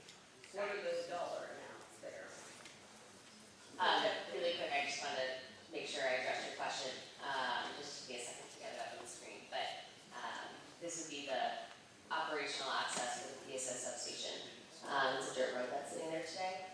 And then the rest of the campus will all be off 51B. And there'll be no construction, traffic, to build this substation through this access road. It's only during operations. Goes back to school. They go back to school. I'm sorry, your other question was, what is the, So we know that with the pilot program, you're estimating that the city would receive about $2 million a year versus what would you be paying in property taxes if we were not doing that? so the city doesn't have an ad valorem tax. The school has ad valorem taxes, like on the tax levies, it's like the schools, the county, the health department, ICTC. I think I've covered all my taxing entities there. Basically the pilot, which is right now at $4.25 a square foot, which would be, the project would be the highest taxpayer in the town for certain, potentially the county, if not for the Oneida power generation. And then that would be split equal, or its pro rata share as the taxes are levied today. The $2 million a year that the city receives is a franchise fee. That's not set at $2 million a year. We estimate it's going to be somewhere between $2 and $3 million a year based off of the 400 megawatts that we would be utilizing. And so that is a percent on our bill that goes back to the city every year. And we don't have what the project would be paying taxes. That's like something that is done by the assessor, and they don't share publicly what their means and methods are for assessment. But we have made a commitment for a minimum $1 billion investment for each phase. There's 2 phases. I'm sorry, did you say 1 million? 1 billion. Mm-hmm.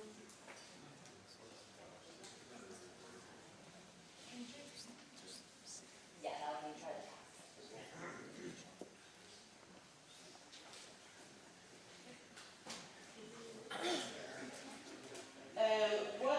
do you have hours of operation for construction? Are you going to have quiet hours for that?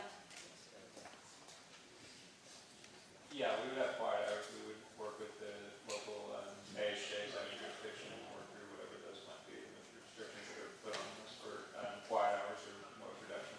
So, yeah, I think someone asked earlier about a 4 a.m. start. We would not be starting at 4 a.m. Typical construction hours are 7 a.m. to 3:30.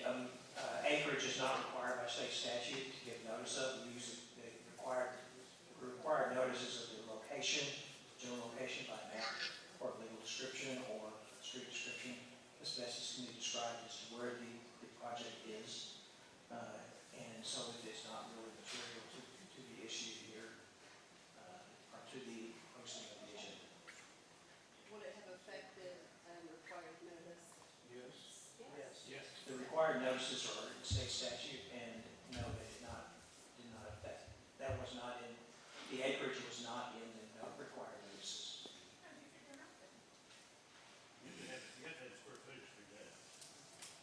Well, the acreage is provided by the land, just by land area and the calculation, typically it's provided by the applicant.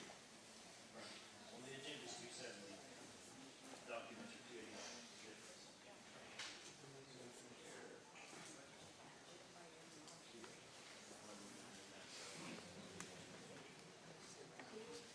And one of your proposals that I've seen at some point, I'm trying to remember where I saw it, you had spoke about the $3 million for water improvements, and there was an $8 million for road improvements in there. Is that, I didn't hear that discussed tonight. The $8 million right now is just an estimate, so we have basically the development agreement will be drafted. Right now we have a term sheet. We've openly disclosed the terms of that term sheet with the public tonight. City has on their website. We want to keep this an open negotiation so people understand where it's going. That is our estimate for road improvements, but the development agreement and what Beal has promised is we will just cover whatever those road improvements need to be. So there's a traffic mitigation plan that we've run already. We've identified about $8 million in improvements that will need to happen. We'll run another one once we have our full design and building permit. So in the building permit phase, we'll run another traffic mitigation plan that will be provided to the city. And then we will be obligated to perform all those improvements and fund them.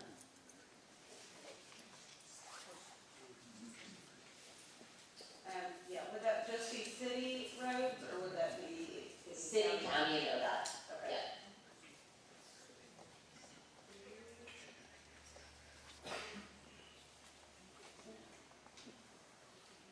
Will that be just for the roads that you guys use and tear up, or will that be to the city to fix what's already needing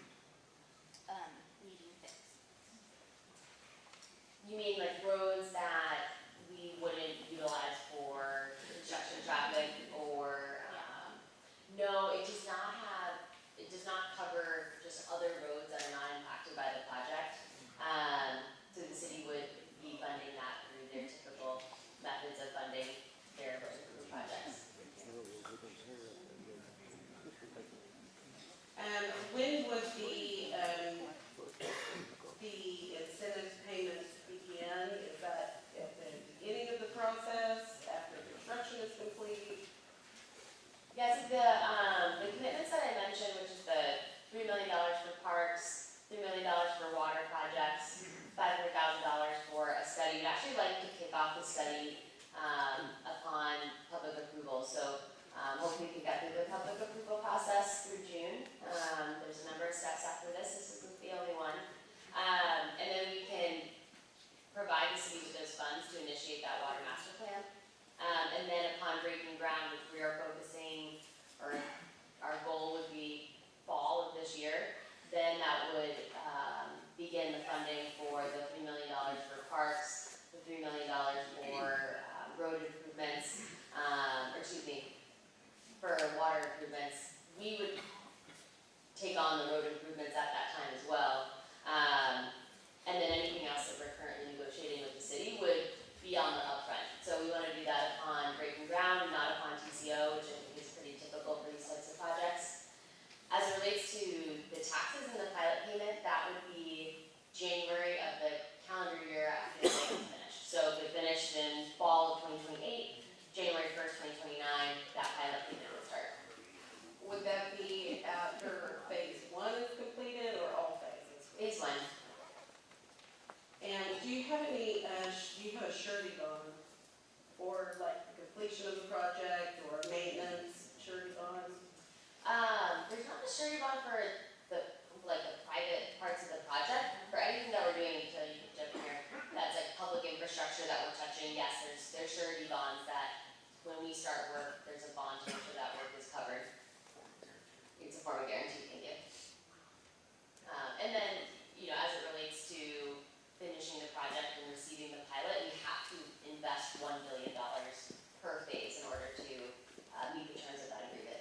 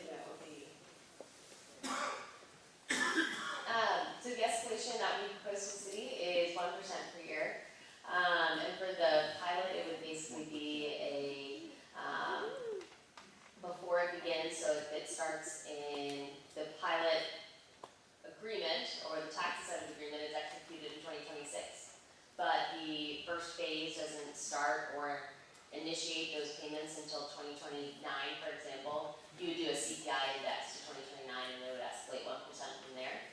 These are still being negotiated, so these are just the terms that we've laid out. They're consistent with all the other development agreements and tax incentive agreements in the state.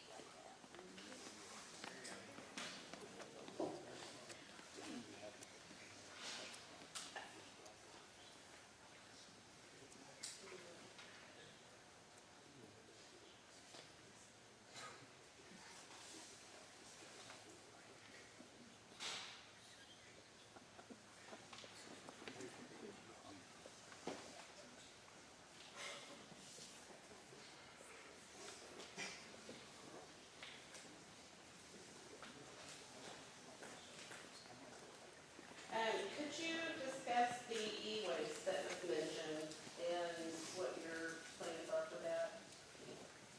Sure. So that is handled by the tenant, the operator, the customer, whatever term you want to use for it. E-waste is typically hauled off-site, consolidated and handled by a certified facility. There's a few based here in Oklahoma that can handle it. There's also, transport out of region, out of state to recycle and handle that. That will not be processed or handled in Coweta.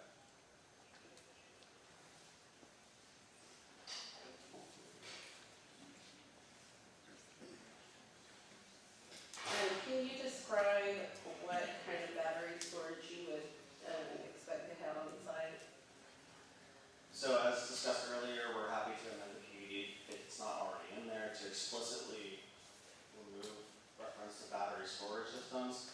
There is a minor uninterruptible power source, lithium-ion battery that is used for the time gap between a grid blackout, a grid failure, and the generator kicking on, which lasts for about a minute. Those are same batteries you have in your iPhone, same batteries they sell at Best Buy home, UPS systems, uninterruptible power sources. They're in the system to cover the server's uptime in case of an emergency.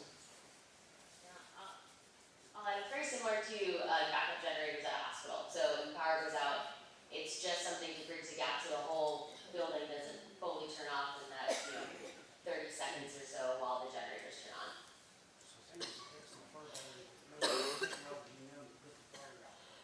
So basically, it's like a home generator also. Yeah, they all.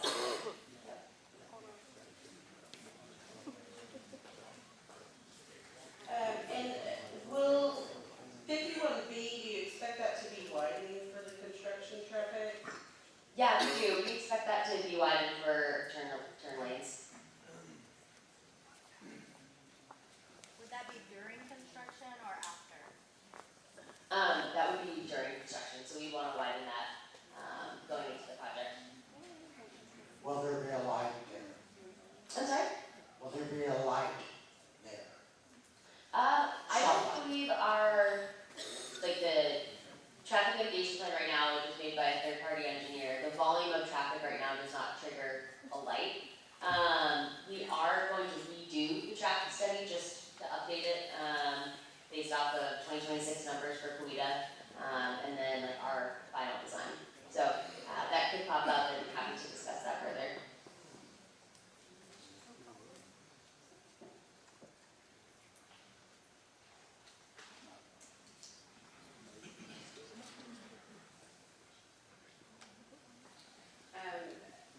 Who and how will noise violations be addressed?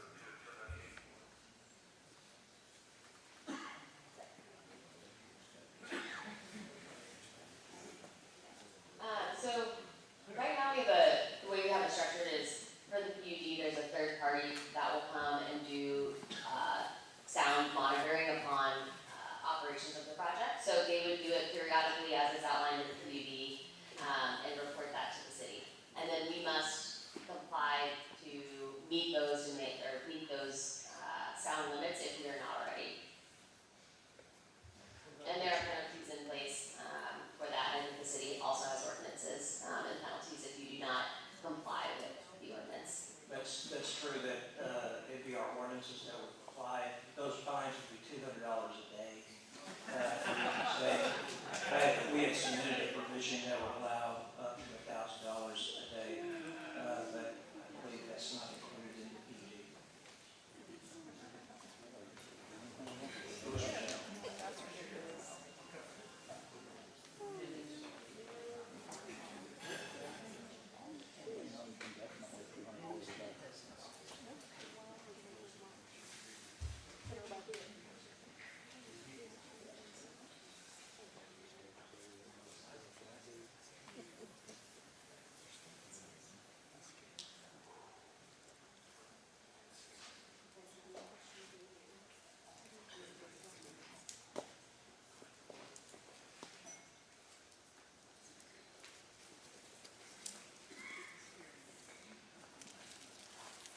someone in the audience mentioned, will y'all ever switch over to natural gas? Would that be a possibility versus PSO? No, that would not be a possibility. Because they were worried about the franchise fee. Yeah, no, it's a valid point, right? If we went behind the meter, then the city would not be given that franchise fee revenue, right? Because we wouldn't be using power through PSO, or we would be offsetting some of it with some natural gas generation on site. But we'd be very happy to, whether it's a condition of this PUD or changing the PUD, to build in language that the community and city staff feel comfortable that we are very much excluding any sort of natural gas generation on site. That is absolutely not our intent.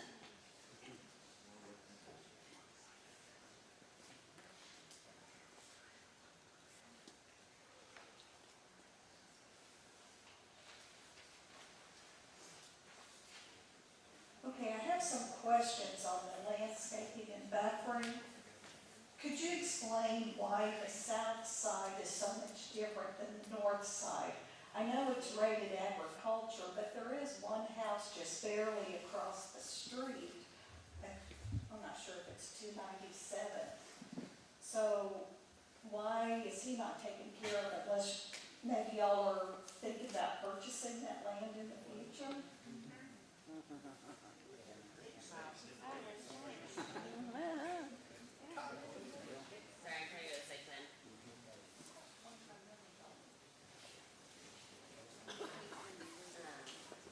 Right here.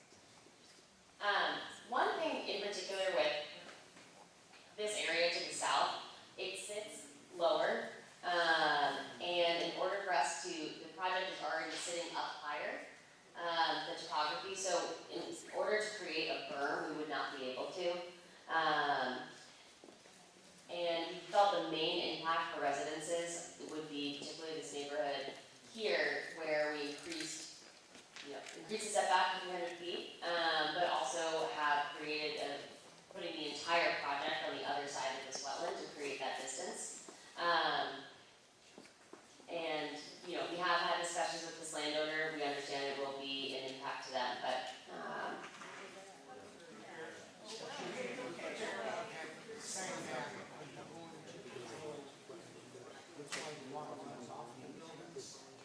yes. Because if everything, since that building is sitting higher, and it's going to go, going to the south side, to the washout of that land. Yes. Are you ready to do something to protect that land that's on the south side? I'm going to let the professional engineers answer that one. Devin Randall, professional civil engineer here in Oklahoma. To answer your question, we'll look at existing drainage patterns as if there is no development. We will then analyze our buildings, looking at our roof patterns, looking at our grading of our roads, looking at that increase in impervious, and provide several ponds throughout the project in series that would limit the flow to the same location it's going to today at the same rate that it is going to today. So all of that. You're not going to change really the same way the water's running now? No, there would be no change to where the water is going now. That is something that would be required by the city, enforced by the city, and reviewed by the city through our permitting process.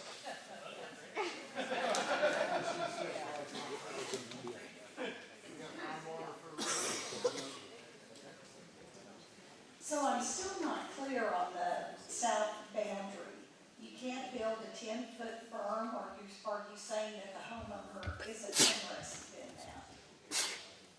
So we've done some preliminary studies looking at the topography on the south, and given the orientation of the project, that existing road that leads to the wastewater treatment plant, the contours are very, I'm trying to think of the right word, but yeah, not compatible to doing some type of 10-foot berm.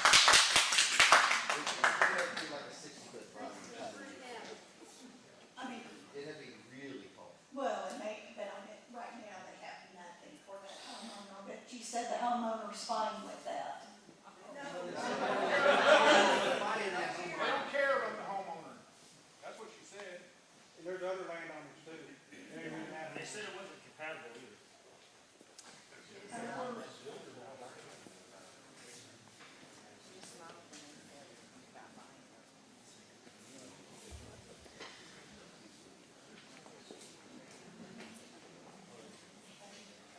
she's looking through her notes, I'll ask another question. Can you guys please keep your volume down? Thank you.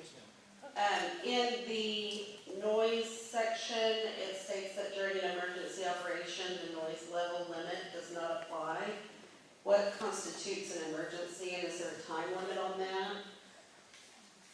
A legal definition for an emergency. There's not a legal definition for an emergency. If we need to put one in, we're happy to do so again. But that would be basically a full power grid shutoff. So if the transmission line went down and there was no transmission power to the site, the generators would then turn on, and that would be the emergency situation. So if we had, an ice storm and there was a 3 or 4 day grid failure, then it would be that entire amount of time? Potentially. There's only been one instance in the whole U.S. where that has actually happened. But yep, it happened once in Texas. But it's very rare. These lines and the substation are intentionally built for redundancy and resiliency for the weather and for the storms.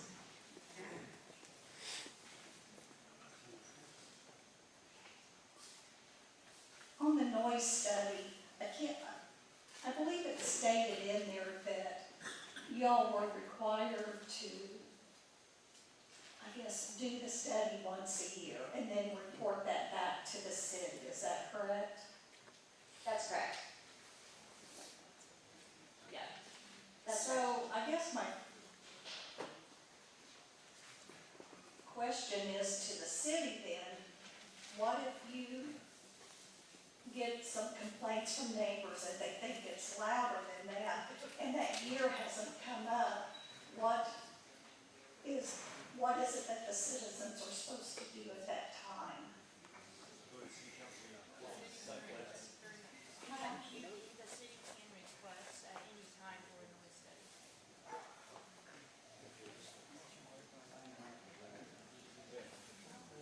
In that PUD, it is written in there that the city can request a noise study at any time.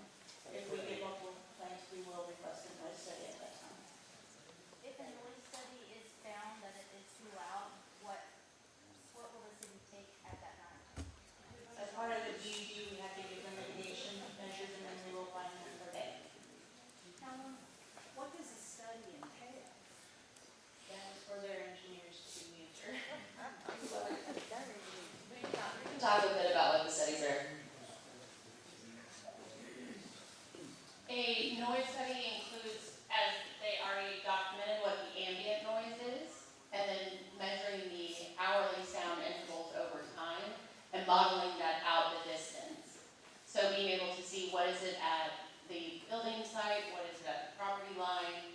In this situation of a noise complaint, what is it at that noise complaint location in order to put in place any of the mitigation measures or follow through with any additional requirements from the city. Is that something that would take a few hours, 24 hours? Like, how extensive of this is this study? It would be in coordination with the city if it was a one-time notice, or they would design the study in order to answer the question in the complaint. It could be measuring at a minimum of 12 hours, 24 hours, again, in coordinating with the city, designing what is most appropriate for the complaint that was received.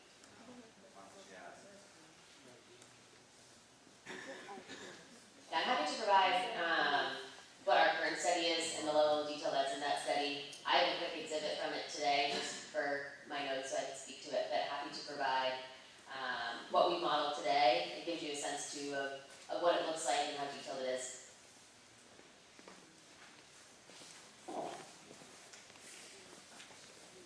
And ultimately our goal is to design this in a way that makes the city feel comfortable. Feel and the project does not have any concerns about meeting any of these sound levels.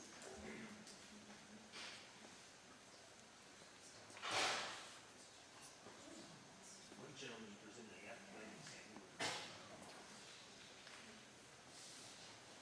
It was brought up a few times that Bill is reaching out to surrounding neighbors for producing mineral rights. Can you answer if restriction for mineral rights, they're, what we found here is they don't really have much value. There hasn't been drilling in this area for a very long time. We did an appraisal with an engineer just to understand what the risk is. But basically the servers are very sensitive to vibration, and so it's, us just trying to eliminate that risk of drilling and somebody vibrating the servers. It's only on the property. Yeah, only on the property. And anything that could be, Only on the property you're trying to purchase, or? Within the PUD.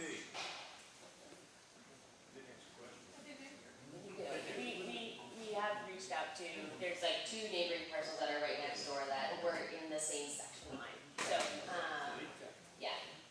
But it's basically just to avoid risk of vibrating the servers in the event of drilling. If this property was to go through, I didn't see anything about fencing around the property. Is that something that you guys would do or look into getting? The PUD specifically says in lieu of a screening fence, we'll use the big landscape buffers and the wide buffers, and that's permitted by your process. Okay, yeah. And that's what's permitted by the PUD. These campuses are fully fenced and secured, so we will have around the buildings, so if you're looking at my mouse here, on the other side of this wetland, this would basically determine the secure perimeter of the campus. These are highly secure, so they have an entrance here that every vehicle must go in and out of, and it's, you must go through security, check in, and then it's fully fenced around the project. And then this parcel over here will be owned by PSO. It will not be ours.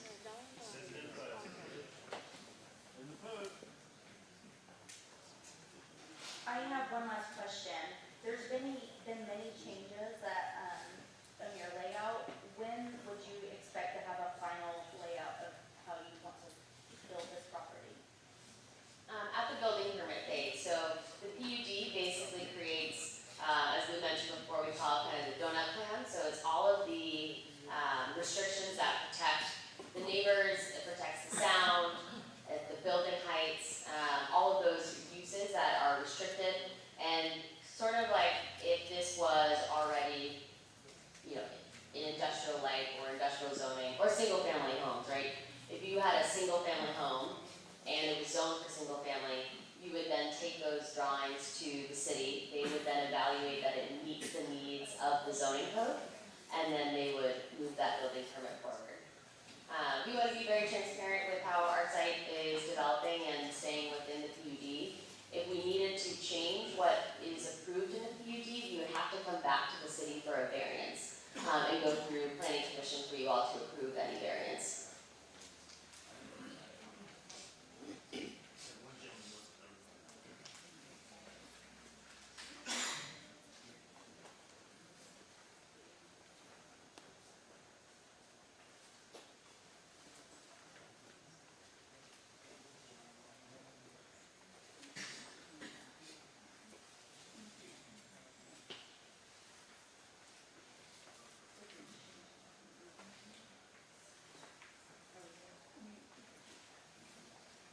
So I think Joanna was wanting to